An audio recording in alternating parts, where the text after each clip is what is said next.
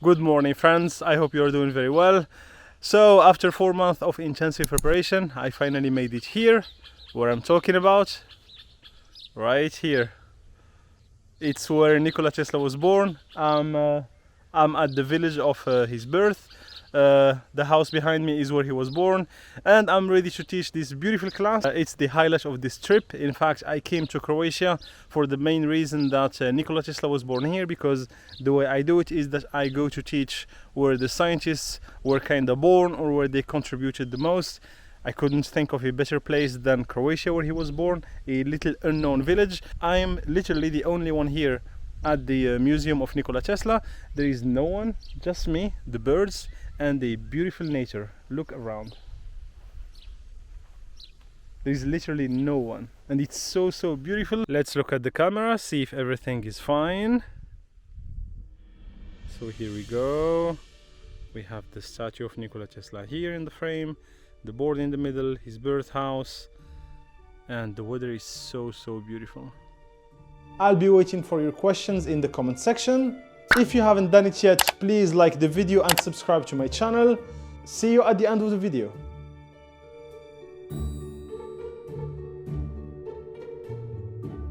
So the blue part is what we call the fixed part. So yeah, if you want to bolt this machine somewhere, you will bolt it by here. So this is the fixed part. The red part is what we call the rotating parts, or the rotor. The starter is within the blue part. So if you would open the machine, the starter is fixed, mounted on the blue part, which is bolt on the ground. A, B, C here, that's where you would supply your machine from. So here are your three phases to supply the machines. Most of the induction machines in the industrial world are three-phase machine. Now you see, if I take a saw and cut the induction machine like this, like this, and they want to see on the side what's in the middle of that induction machine, the view you will get will look like this.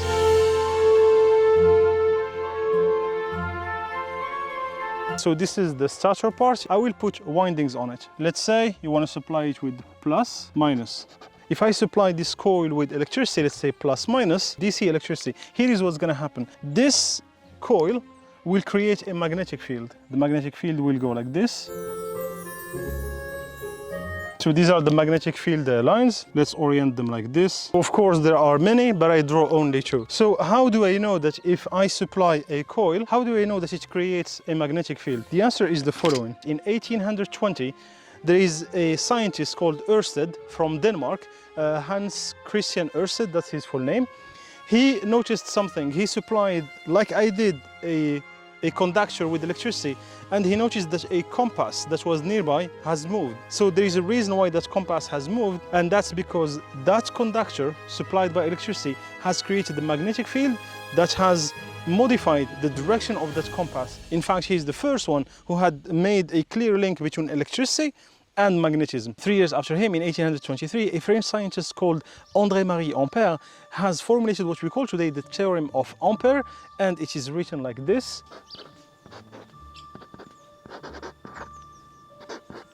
Here he established the link between the magnetic field and the electric current. This equation has some contour integral, looks not really practical in the daily life. Once you develop it, you come up with something like this.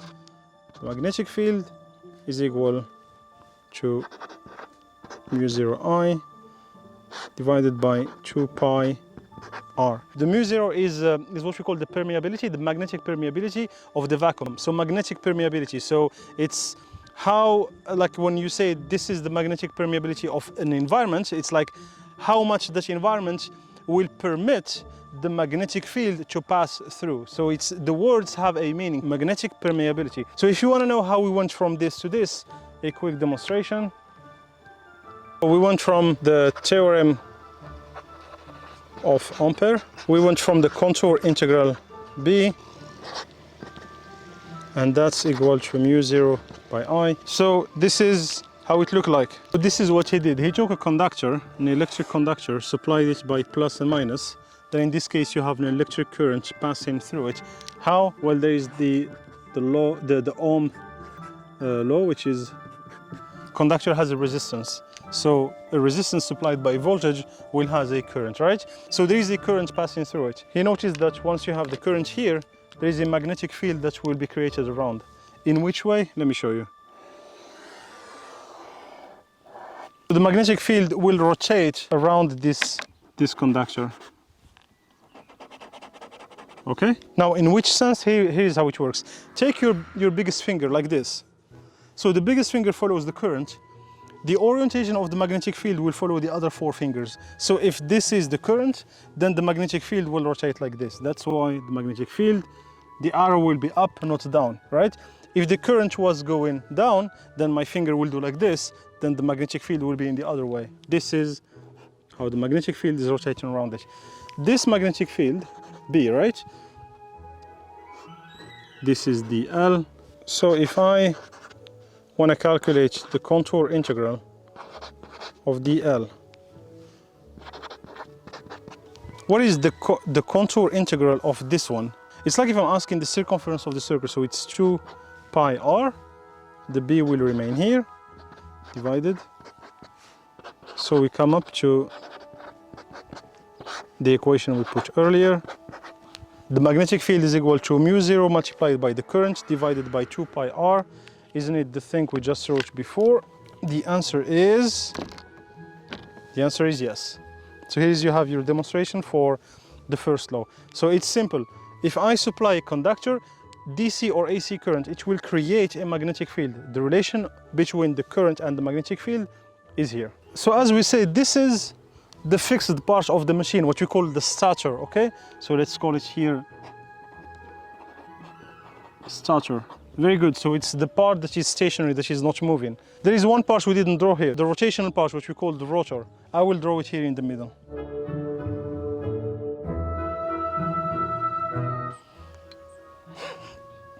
This is a weird rotor. Yeah, you got the idea. No, I'm not happy about it. I'm not happy about it. So what I draw in the middle is what we call the rotor. So this is the red one here that rotates. There is absolutely no connection. The gap between the stator and the rotor is called the air gap. There is no physical interaction, no mechanical interaction between the rotor and the stator, for the obvious reason is that the rotor is rotating. The stator is fixed. So the last thing you want to have is the rotor touching the stator. So here's what's happening right now. We supplied the conductor with electricity. It creates a magnetic field. What you see in yellow, we demonstrated it with this equation here, right? Now this piece of metal here will see a magnetic field passing through it. What does this mean for this part, the rotor? This part will see something which we call the magnetic flux. We spoke about the magnetic field. Now we're talking about the magnetic flux. So how do we write the magnetic flux? The magnetic flux is the fact that there are magnetic field lines passing through a surface. Therefore, in the equation of it, you should expect the symbol of the flux, which is phi, equal to the magnetic field multiplied by S. That's equal to B by S by cosinus theta. And theta is the angle, if I do here, theta is the angle between B and S. Can our machine turn? The answer is no, because there is only a magnetic flux passing here. Nothing is happening. Now, fast forward, there is another guy, actually 2 guys, demonstrated something that was formulated, long story short, into what we call the Lenz-Faraday law. E, which is the electromotive force, which is a voltage, is equal to minus derivative of the flux by the time. Here it starts to be interesting. Faraday said that if a magnetic flux is varying, that will create a voltage. So if you can create a magnetic flux, number one, which we did, if you can variate that magnetic flux, you will create a voltage on the surface here. So here we created the magnetic flux, which is good, but is our magnetic flux varying or DC? The answer is DC, because the supply that we gave to our coil, to the winding, is a DC supply. So if you want the flux created here to be varying, you gotta supply the coil by an AC voltage. That's why the induction machine is an AC machine.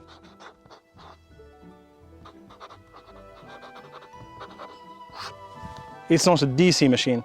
And the reason why is because if I keep the supply DC, the flux going through here, through the rotor, will be also DC.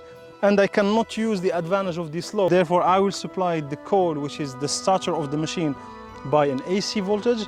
Therefore, it will create an AC flux. If the flux is varying, I will be able to create a voltage right here in the rotor. Now we have a voltage, which is magic. Now we're capable of creating a voltage within this rotating part. But where is the force? In order for the rotor to turn and rotate, because that's why we call it a rotor, we will need to have a force applied to the rotor. Do you know what else will be also created? In order to get that answer, we will need to look here.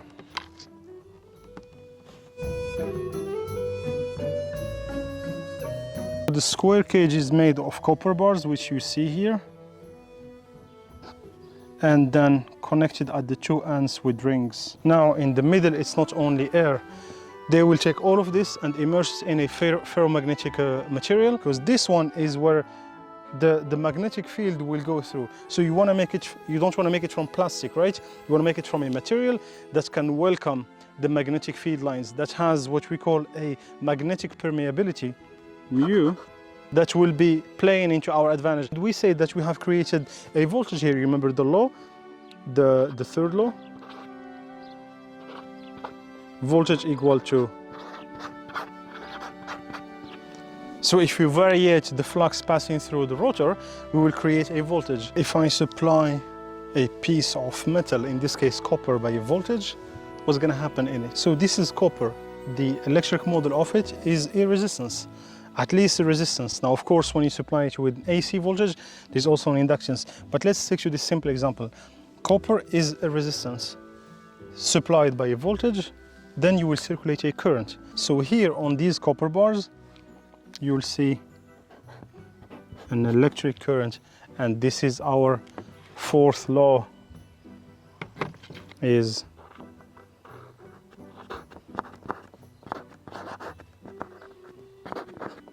the fact that we have created a voltage E that will circulate a current I. So what do we have at this point? We have a magnetic field passing through the rotor. We have created a voltage within the rotor. Why? Because the magnetic flux that the rotor sees is a variating, it's not a fixed flux, it's a flux that varies with the time, right? So you see the derivative here. Now the rotor is made of square cage, which is like copper bars put together with rings on the two ends. The fact that they are supplied by a voltage that will circulate a current.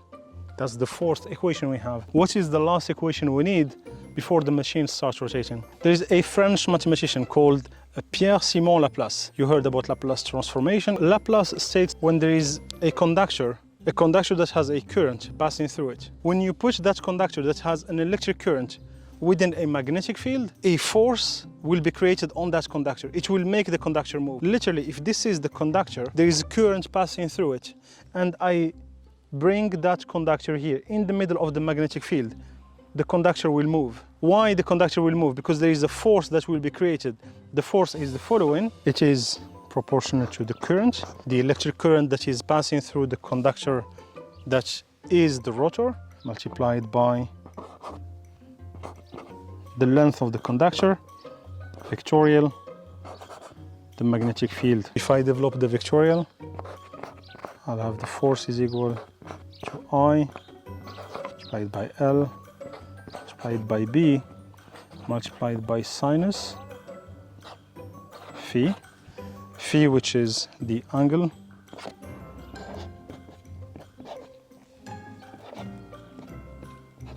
between the length and the magnetic field.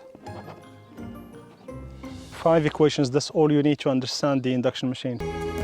Now that we saw the physics of the induction machine, which is the AC machine invented by Nikola Tesla, click on the left side of the video so you could watch my technical summary, where I'm going to be sharing with you some thoughts and insights from my past 15 years studying and working with the induction machine in some of the largest industrial projects in the planet. See you there, my friend.